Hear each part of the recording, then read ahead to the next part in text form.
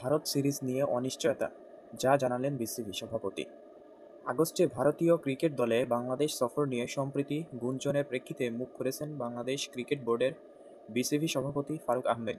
তিনি জানিয়েছেন, এ পর্যন্ত ভারতীয় বোর্ডের পক্ষ থেকে সফর বাতিল বা স্থগিতের কোনো আনুষ্ঠানিক বার্তা আসেনি।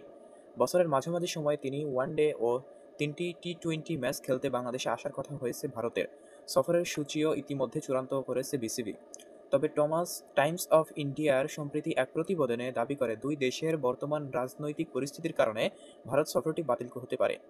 বিষয়টি নিয়ে শনিবার গণমাধ্যমকে ফারুক বলেন, আমি একটা পত্রিকার খবর দেখেছি, তবে ভারতের পক্ষ থেকে আমাদের এখনও কিছু জানানো হয়নি। তারা সফর নিশ্চিত করেছে এবং কর্মসূচিও তৈরি হয়ে গেছে। এখনও পর্যন্ত এমন কিছু শুনিনি যে সফরটি হচ্ছে না। তিনি আরও জানান, ভারতের ক্রিকেট প্রশাসন শীর্ষ পর্যায়ে এ নিয়ে কথা বলছেন তিনি। দুইবার আইসিসির বৈঠকে গিয়েও জয় শাহর সঙ্গে কথা বলেছি। প্রথমবার ও বিসিবিআই সেক্রেটারি ছিল, দ্বিতীয়বার আইসিসি চেয়ারম্যান হয়ে গেছে। দুইবার তাকে ব্যক্তিগতভাবে অনুরোধ করেছি সফরটি নিশ্চিত করার জন্য। এরপর নতুন সেক্রেটারি দেবজিৎ সাইকিয়ার সঙ্গেও আলোচনা হয়েছে। তিনিও সফর বিষয়ে ইতিবাচক ছিলেন, বললেন বিসিবি সভাপতি। 13ই আগস্ট জাতীয় দল ঢাকায় পা রাখার কথা। 17ই আগস্ট মিরপুর শেরেবাংলা জাতীয় ক্রিকেট স্টেডিয়ামে হবে প্রথম ওয়ানডে। ম্যাচগুলোর মধ্যে কিছু চট্টগ্রামে অনুষ্ঠিত হওয়ার সম্ভাবনাও রয়েছে।